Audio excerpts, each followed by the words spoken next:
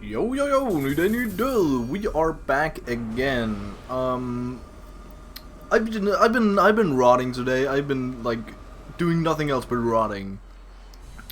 Been kinda half-heartedly waiting for a phone call back. Called work company this morning because they had a job opportunity for me the next like 6 weeks or so. Just like working with like beep boop machines, trying to like fix them up, testing if they work, just like, I don't know, computers and phones and, stuff like that. Which sounds, for me, fucking awesome. That sounds really cool, and something that I definitely wanna, spend the next 6 weeks on, and hopefully, get an actual full-time job there if possible. It just sounded awesome, and it is very close to where I live, so why the hell not? Called in this morning, said, yo, I am very interested, and they said, yeah, your resume would say that you are very interested, because I fucking worked with them. They just have my resume on speed dial. So they already clocked me as the type who would probably call in and say, yo, what up? And I did say, yo, what up? But they haven't called me back for like the entire day, even though they said they would. So I don't know how to take that. Did they just like not go speak with the client that offered the job? Did they not like, was I not the right guy? Was somebody else called like before me, or was like more qualified than me? Even though, I don't know, this is like the bottom of the barrel job, there's not really much to be qualified for. Except, I guess, in, small, I don't know, not small, but like rare cases such as this. Like, it would be nice to have somebody who's a bit qualified, but like, I did high school, fucking bebop technology, thing. I was like, I see myself as pretty perfect match, but I don't know if I'm just like overthinking this and they just haven't gotten back to me for some other reason.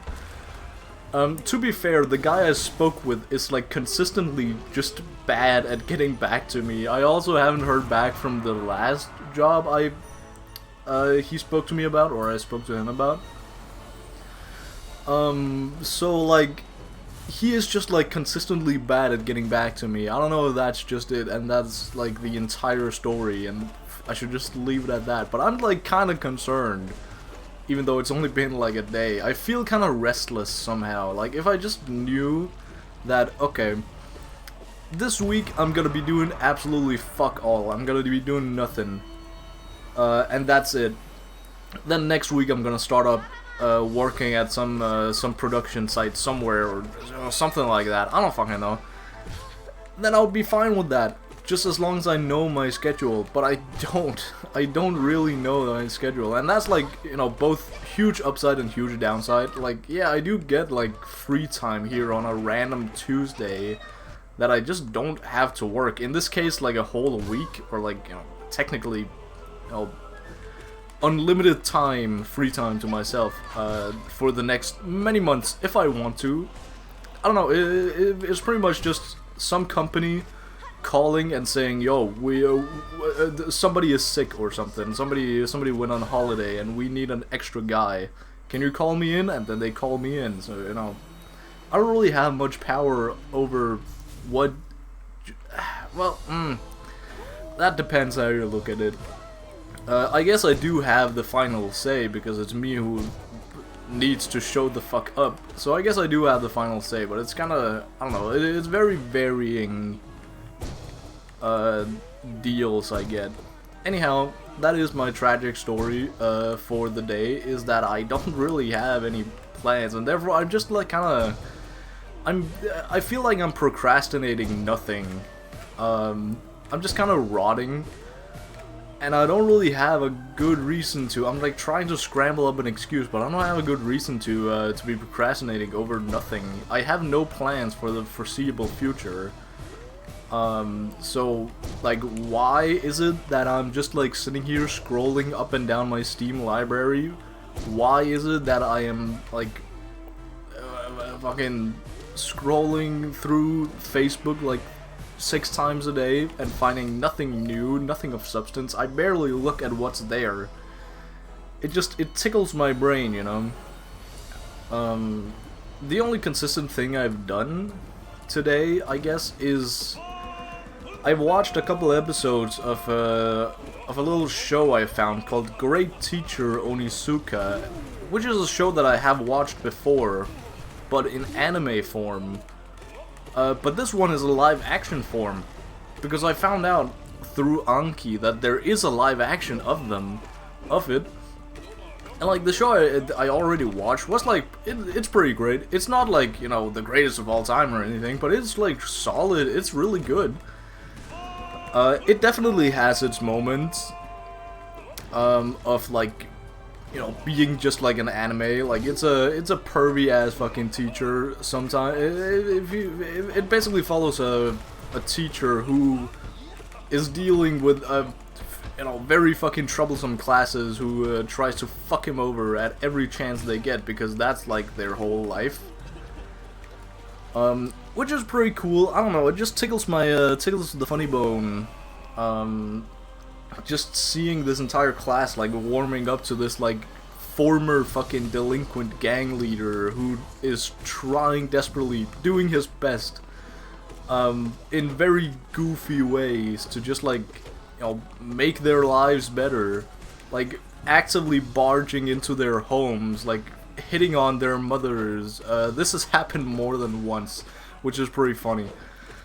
But conclusion I'm trying to get to is that it's a pretty good show, but I don't know if it's a good enough show to justify 5 different live actions. What the fuck? 5 different live actions. One, I think there are like 3 different animes. Either 2 or 3 different animes and 3 different mangas also.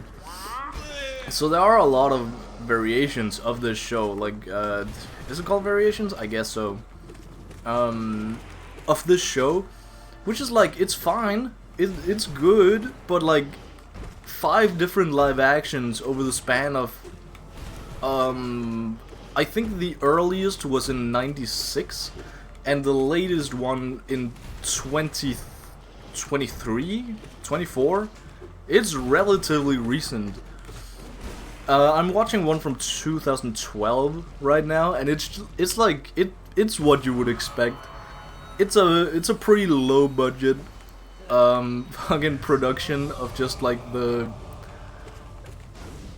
like first time actors, probably all of them, just doing like scenes that are very clearly from an anime. Like they some of them look really goofy, like from shot to shot. It is very clear, you know, the anime poses and whatnot, the scene composition, whatever else you want to drag through the mud of this show. But I'm saying all of this with like the best intent. It's just a fun, relaxing show. Also because I have watched it before, so I can just like, I can just turn my mind off and just like watch. Also because it is, you know, first of all, have watched it before, the original series. But it's also like just, it's so chill, so like, you know what's gonna happen, you know. There's this one delinquent, and in like 2 or 3 episodes per student, they all have their own little problems. Like for example, one is like, the earliest episodes here are about a girl who is the police chief's daughter, and because of that, police daddy is very, I should not call him police daddy, holy fuck, that came out very wrong. I'm gonna call him police daddy anyway, screw you. Police daddy, he doesn't have any fucking time to take care of his daughter, so she's just like neglected in this like huge rich mansion. So she has huge issues with like, you know, attention issues. And you know, stuff fucking happens. They try as a collective in the class to just fuck over their new homeroom teacher. You know, viable. Viable? Fucking understandable. Viable? I guess it's viable, sure. So it's pretty fun just to watch all these different fucking scenarios. Even though, again, I've watched them before. It's just goofy as hell to watch all of these goofy ass situations unfolding. Especially like, you know, in a different format like this. It's just goofy to see all the different like anime like things. But just like in real life, it really puts into perspective how fucking ridiculous this show is. But hey, it works. It works. So this police girl, police daddy's little girl ends up, you know, basically being fucking kidnapped. She's essentially this show's version of The Boy Who Cried Wolf, because she's gotten this like personal please come help me button that she uses at every fucking opportunity she can. Like, she purposefully puts herself in these very fucking dangerous situations, just so she has an excuse to press the button and, you know, call upon her dad. Because again, her dad is a very busy guy, always at fucking work. And you know, basically, this entire show is revolving around our great teacher Onizuka, which the show is also called, of course. Had to name drop, had to title drop. Water break.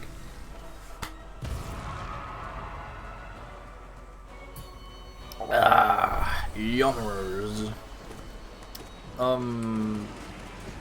It's about this guy who is, of course, the teacher, just like going through every single like case, every single child, I guess, every single fucking class, what do they call class goers? What do they call students? Fucking sake.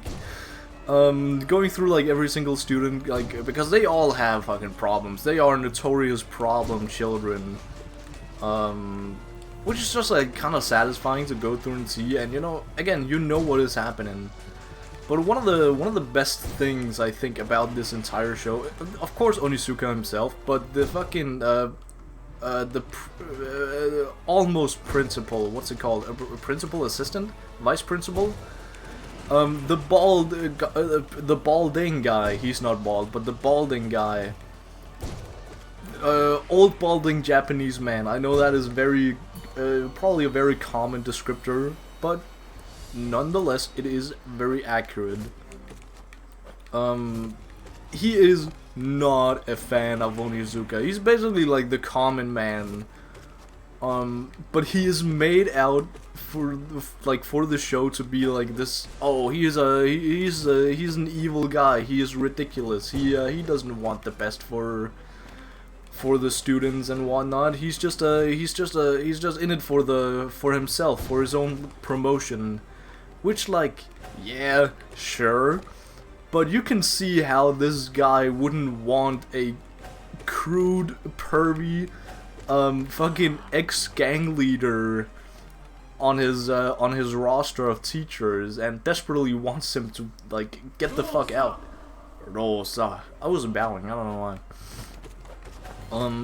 Especially in Japan, because there's a whole ass culture. I don't know specifically how it works, but I know there's a culture of them, like, taking their schools, I don't know, like, reputation very seriously. Because that's basically what determines, you know, when parents look at schools for their children, that's basically what they go at, what the basis for their decision is the school's reputation. And if they have, like, you know, the worst classes possible, the worst students who get bullied every single day, and on top of that, a fucking ex-gangster, as a fucking homeroom teacher, that doesn't reflect very nicely. So you can see where he's coming from. He's portrayed, this vice principal is just portrayed as the evilest guy, even though he's just kind of unlucky. Like, you know, it's kind of fan servicey, I guess, when he just lands himself in these horrible fucking situations. And I don't mean fan service in the original, like, in the classical anime way. It's just like, you know, we as the viewers, we kind of don't like this guy. So seeing him, like, take the fall of all these shitty ass situations that we find ourselves in. Well, there's a bit in the, I can't remember if it's the anime also, but the manga at least, where his car, my god, so you know Kobeni from Chainsaw Man's car, that's essentially his car, but like 1,000-fold. You know, every single time they every single time he gets a new one, it fucking crashes. Like, some student tries to commit suicide and lands on his car or something. His car gets stolen and driven down the fucking gutters, and, you know, I don't even fucking know. This poor car. Well, I guess it's a different car each time, but this poor man and his car, also his family is going to fucking ruin. Both his daughter and his wife hates him, which is pretty cool, pretty funny, for us the viewers anyway. So yeah, that's what I've been watching. I'm like 4 episodes in or something out of like, I want to say like 7 seasons, which is insane. They're all like 45-minute, I think, like, episodes. I'm unsure of how many seasons there actually are, but there's like a lot. There is enough to be able to scroll, or like episodes per season, not fucking seasons, but there's like a scary amount still of content, of live action content. And again, roll back to when I said that there were, count them, fucking like, what, 5? I say count them as if I could name him on top of my head. It's 4 or 5 different live actions over the span of a lot of years. I don't know how they do it. I don't know how they keep it up, how they keep it running. I don't think it's like, I think the series is over, the original series, so how do they keep adapting it?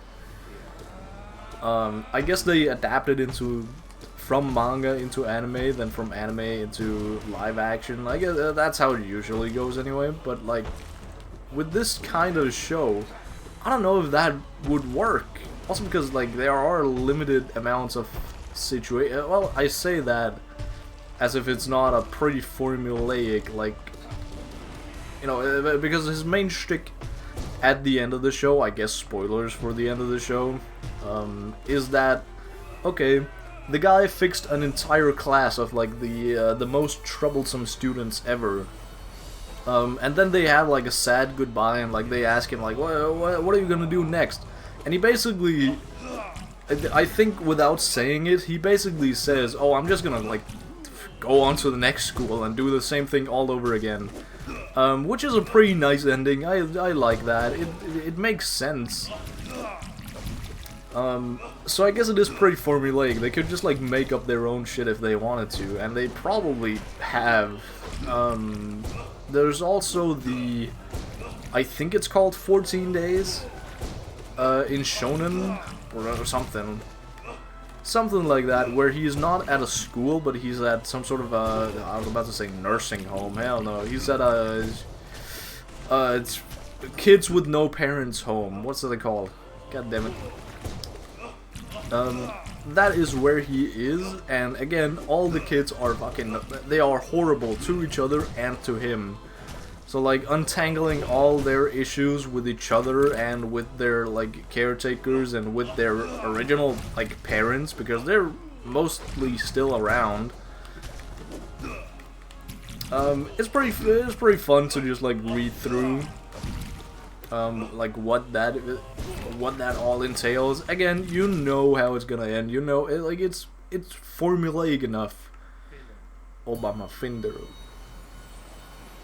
It's formulaic enough where you can just like, you know, I haven't, I don't know, I read that 14 Days, I'm pretty sure it's called, and it's, I just kind of stopped, for some reason, I don't really know, and, in conclusion, it didn't really change anything. I don't have like the urge to continue reading, but if I happen to read it, like pick it up again, I know exactly where it left off.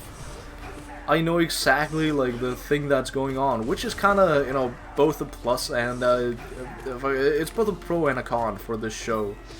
Ooh, I don't know how I survived that. My bad, gang. So, yeah, that's pretty funny. I guess I could also watch it as an anime. I guess I'm just watching it as a live action. There's nothing wrong with that. The actors are really goofy though, some of them, and like the production team clearly hasn't, you know, it's pretty. It's like relatively old, but I feel like 2012 is not like too old for like proper like production of these sorts of things. Of course, could have been just like a mini project when it first came around, but I'm pretty sure it already had 2 different like other live actions at the time. So like, are they worse somehow? And the ones that are made now, are they worse or like way better? Have they learned from their, I guess, quote-unquote mistakes? Or is it like an active stylistic choice they have made? Of like, oh, this is gonna be kind of goofy, but like in a cool way, in a we know we're doing it really badly type of way. Because there are other, I don't know, anime live actions are always kind of split in the waters, you know? They're either going the way of being, like, trying way too hard and ultimately just failing, or they are really bad on purpose. Where I feel like, okay, yeah, I am a One Piece glazer, but I feel like the only live action show I've watched that does this like correctly is One Piece, and that might just be because One Piece, like, on its own is relatively fucking unserious just in its nature. Like the goofy ass world, it's just it's not really suited for live action, but they make it work somehow. I don't know all the like technicalities behind it and why it works, but it does mother flippin' work. So don't question it. I am so dead. I lost all my blood hearts yapping here. I am good. Never mind. I am completely fine. Watch me die to God Tamer again. A God Tamer death two runs in a row on the same day even would be horrible for my confidence. I usually don't think twice about God Tamer, but I guess it's been nagging me for the past couple of days. Even the days I have beat it, it's still like a relatively big struggle to get through. God damn it. Well, I guess it's just a skill issue. But like there are those live actions that, you know, very like once in a while they do work. I know there is a what's called Kenshin. What the fuck's it called? I've watched like part of the anime. I can't remember what it's called. Is it just called Kenshin? No, it's called something more. The author is a certified pedophile, but the story is really good. It's about like a samurai. It's just a, you know, classic samurai show, right? Nothing too flashy about that. And that works pretty well in live action, I have been told. But I don't know. I haven't really watched it, and I haven't watched the original show. It's also pretty old, but I've watched the original show like 20 episodes into that, and then dropped it for the reason of it being, you know, the huge crime of it being like somewhat boring. So yeah, that's also like kind of, it's very realistic. It's very grounded in reality, you know. Kind of like this is, like it's just like modern day Japan with like normal kids doing normal kid stuff. Like kind of goofily exaggerated because it is, of course, from you know, first of all, it's from Japan, but also it's from a manga. And that manga is also relatively goofy, so I mean, it has reason to, it's still grounded in reality, is what I'm trying to say. Whereas something like One Piece is very much not grounded in reality, but I don't know why it works, but it does. I've already been over this. I don't know why I'm yapping, but I guess I have not much more to yap about. Speaking of not much more, I guess this channel is not much more. I don't really know what to do. Which is, you know, if you're still here, I guess I would like your input. Silksong is coming out in like a fucking week. And I still have, like, just because of, like, vacations and shit, I still have, like, 200-something days that I'm just, like, behind. And I don't really know what to do about that. If I should do anything about that. My plan was to just kind of just continue until I caught up. I have I'm pretty sure I have just permanently in my, description now. Not really a countdown, but just like a reminder of how many days I have left. 1206, I think, which is a lot more than I am on now. 900 something. So like, what do I do? My initial thought was like, yeah, Silksong is coming out in like, I don't know, like November or something. December maybe. That's gonna be fine, relatively. I just need to make like, you know, 2 videos a day instead of 1. That's gonna be fine. But here, I would, like, from the announcement of Silksong, I would literally have to make like, fucking like 30 episodes a day. Something like that, something insane. And I have not been doing that, in case you didn't notice. God damn it. I lost all my blood hearts to these guys, basically. This sucks. This sucks really badly. So like, what do I do? Because my initial thought was just, okay, I make these until Silksong comes out, and then I just stop. Like, kinda no matter what.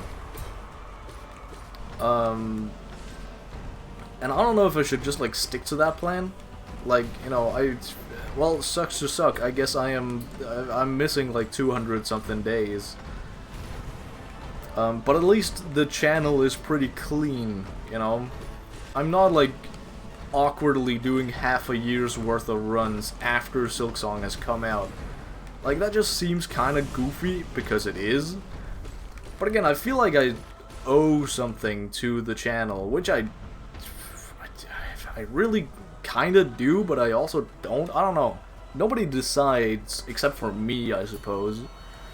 But like, what am I supposed to do here? Am I supposed to do anything? Is it just like, because all these videos are about like, you know, I'll try to beat this before Silksong releases. And you know, now Silksong is about to release, so I don't really know what the shtick is gonna be. Alright, you are on the way. You could be on your way like a little faster if I do say so. Alright. Next one's gonna kill him, probably. Hopefully.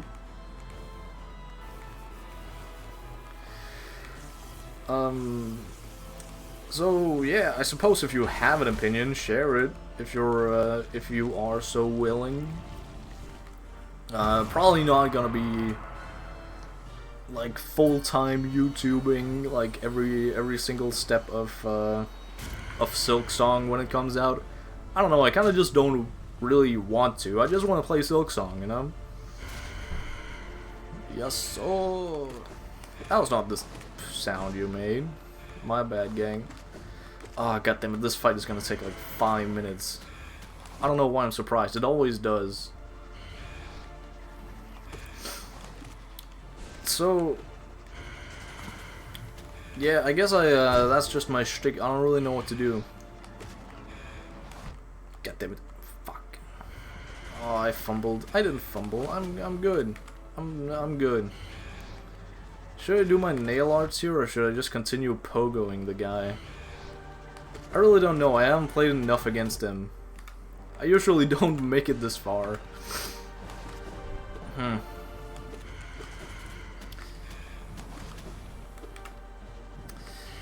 guess my biggest priority here is just to have health as I go into the Sly fight. Because this fight I can do like relatively comfortably. Just from like, you know, waiting it out essentially. But that's also just kind of boring as hell. God damn it.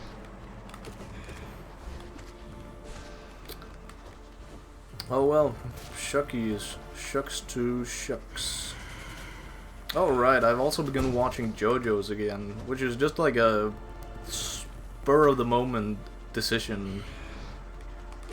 I don't know, I've just like rotted today and just need some sort of like, I guess some sort of comfort show to like, to rot to. Something I know like what's going on, because I don't feel like digging myself into something new. I've also tried like pretty quickly to jump back into Dark Souls 1, but I'm at such a horrible fucking place that I don't really want to go back to. I'm still in the Tomb of the Giants, as I have been for several days. But I really don't want to fucking go back and do Tomb of the Giants. And I found out through like just, you know, jumping off ledges and, you know, fucking watching YouTube videos how to jump off ledge properly, that the entire point of Tomb of the Giants is a fucking boss run. So I'm gonna do this like 20 more times probably before I actually beat the boss guy, the Grave Lord, Nito, I'm pretty sure it's called. He can't just disappear. What the fuck, bro? Bruh, what the heck? I tried like a single run over to his place, and then like died immediately, and that just feels like a horrible fucking boss run that I really don't want to do, because it's just like, it's just not fun. Tomb of the Giants is just horrible. I don't know what to say. It's not enjoyable. But I guess I gotta get through it somehow, so I'm probably... Oh my fucking god. Are you fucking serious? Jesus. Well, I guess that's it. Good game. Just fucking kill me already, Sly. Yep. There it is. I always forget that his Great Slash does twice, two damage. Would have been nice with that 1 extra health. Well, I'll probably just drag out my suffering. Oh well. If this is not dragging out my suffering, I don't know what is. Anywho, anyhow, I'm heading to bed. Bye.